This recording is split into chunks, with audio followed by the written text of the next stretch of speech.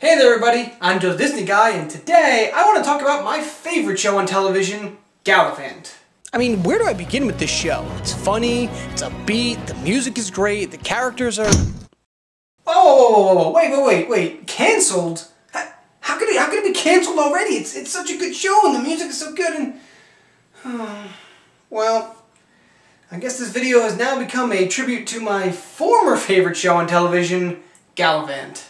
So Gallivant was a musical comedy miniseries that ran on ABC for 2 seasons. A lot of the marketing for Gallivant when it first came out was based around the fact that the show was written by Dan Fogelman and the songs had been written by lyricist Glenn Slater and, most importantly, composer Alan Menken. This is significant for a couple of reasons, though both pretty related. This trio most recently worked on Tangled, and I mean, it's Alan Menken who basically composed every song from your childhood. The idea to me seemed to be to draw Disney fans into the show, and at least from personal experience, it definitely worked on me. The show's plot saw the hero, Gallivant, and his companions, Princess Isabella and Squire Cid, on a quest to take back Isabella's homeland of Valencia from the evil King Richard and his queen, Gallivant's former squeeze, Madalena.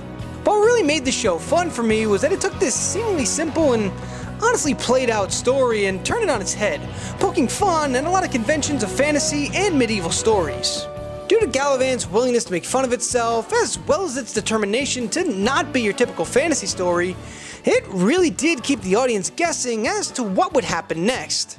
Pretty much, you found out exactly what kind of show this was going to be from the opening sequence and song, entitled Gallivant.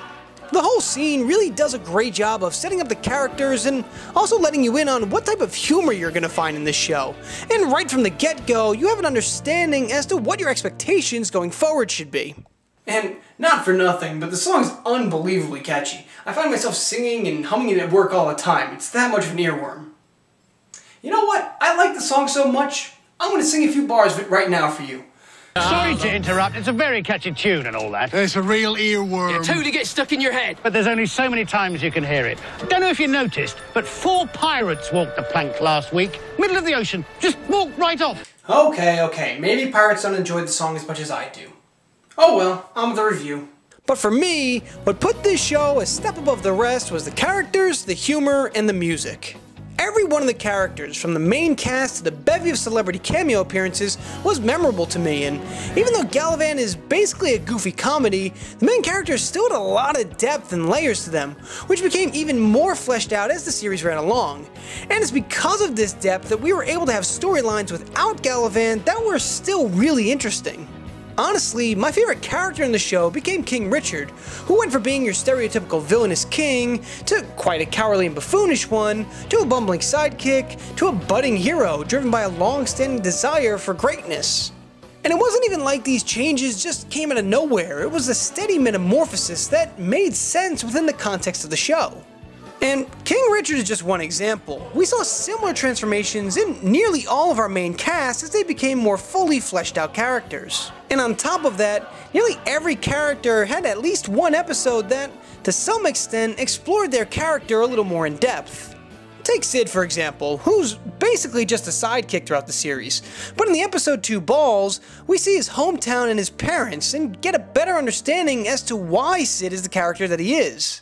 Also, Cid is played by Luke Youngblood, and if you're baffled as to why he looks so familiar to you, it's because Luke Youngblood also played Lee Jordan in the Harry Potter series. Who knew that wizards could sing?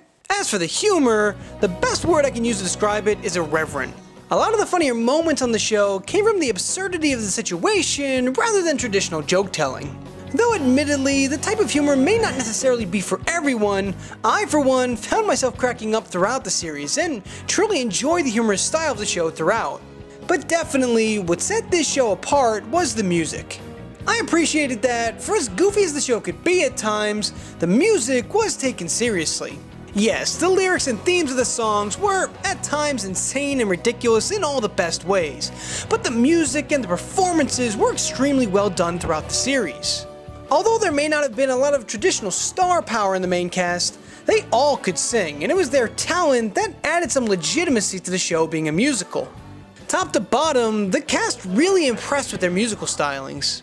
Joshua Stassi and Karen David are fantastic singers, Timothy Omundson and Mallory Jansen have some of my favorite songs in the series, and even Vinnie Jones, who plays the King's bodyguard Gareth, gets in on the act with some entertaining numbers of his own.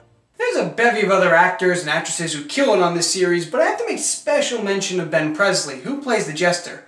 He sings the titular song and continually appears throughout the series, really as our narrator, setting the scenes with his songs. But man, oh man, is he good.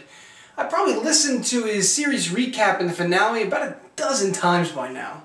For as fun and entertaining as the first season was, though, I really thought that the show came into its own in the second season. The show's writers took a real risk by ending season 1 on a cliffhanger without any real guarantee of being renewed, but when it was, it kind of felt like they knew they were playing with house money and just decided to go all out with it.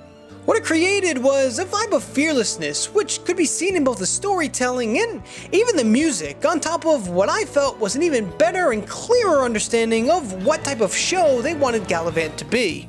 Throughout the season, there were various musical parodies, taking the original classic songs and putting a Gallivant spin on them to make them entirely unique. West Side Story, Grease, and even Disney tunes like A Spoonful of Sugar and Kiss the Girl were all given the Gallivant treatment and made for some really fun and funny songs with a familiar taste to them. I just wanted to point out that for as silly as some of these songs, for as silly in nature as some of these songs can be, they're still legitimately very good, very catchy songs with, as I said before, extremely strong music and vocals. And on top of some of these more goofier songs, there are a couple more traditional emotional songs like Goodnight My Friend and Will My Day Ever Come. It was this unique blend of styles that made Gallivant such a fun and interesting watch for me. I even thought that the show's last episode was a masterstroke of sorts, and that it really did feel like a fitting conclusion for the fans, much unlike the traditional cliffhanger that they got in season 1, but it still left everyone's doors slightly open in case there was a third season. But unfortunately, Gallivant was cancelled after only 2 seasons, due mostly to low ratings.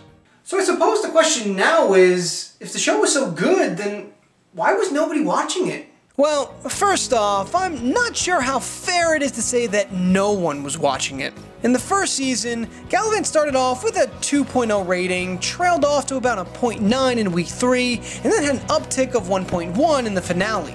Season 2 saw a similar trend, albeit with lower numbers, starting around a 0.9 and ending around a 0.6.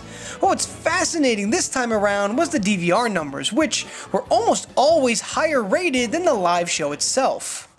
What this indicates to me is that there was interest in the show, though maybe not necessarily to watch it live, despite its event-based nature of only running for 4 to 5 weeks. But why was that? Well, there's a few things. Maybe it was the lack of a star-studded cast, and maybe ABC could have promoted it more, but there's some people who blame the format of the show, which I both agree and disagree with.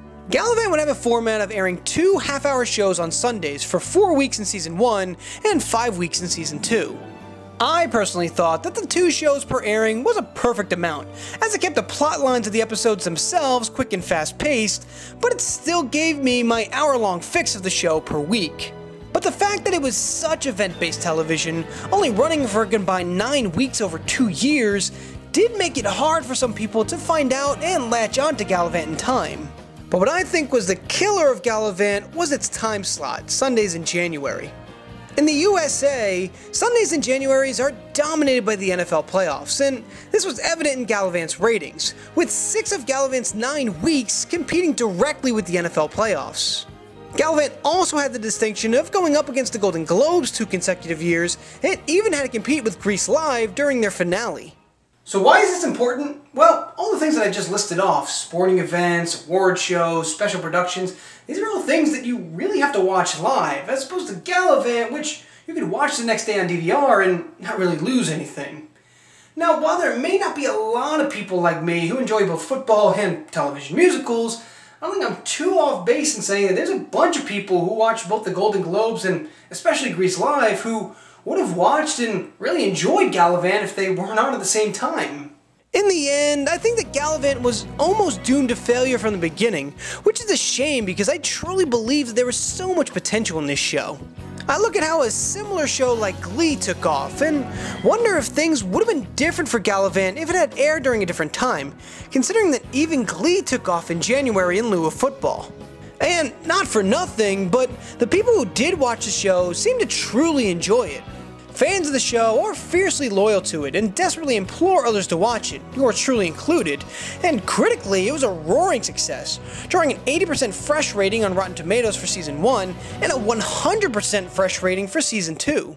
What all this tells me is that I'm not really wrong in both thinking and saying that Gallivant was a great show. It just wasn't watched by a lot of people, so it's understandable why ABC gave it the axe. What's not understandable, though, is the lack of Emmy nomination for Best Original Music and Lyrics. I mean, come on, guys, you nominated Sons of Anarchy and not Alan freaking Menken? And who knows, this may not even be the end of Little Old Gallivant. Even though it likely won't be back on television, with Joshua Sassy signing on for new projects, it wouldn't be unheard of in this day and age for a show like Gallivant to get a second life on something like Hulu or Netflix.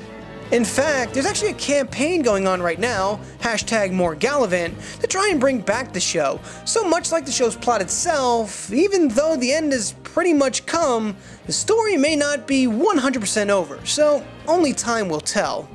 But for now, if you've never watched Gallivant but like yourself a good comedy or just enjoy the music of Alan Menken, do yourself a favor and watch this show, and I promise you won't be disappointed.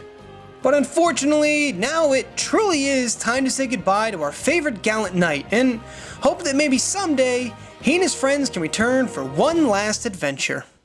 Well guys, that wraps up for me this week. Hope you all enjoyed, and let me know your thoughts on Gallivant. And hey, if you enjoyed this show as much as I do, make sure that you use #MoreGallivant on Twitter. Also be sure to subscribe to my channel and check out my last video, my next video. If you like this review, be sure to check out the Disney Channel show review, and as always, be sure to follow me on Twitter with any updates for myself and the channel. Also, I have a Patreon now, linked in the description below, and I'll be sure to see you all real soon.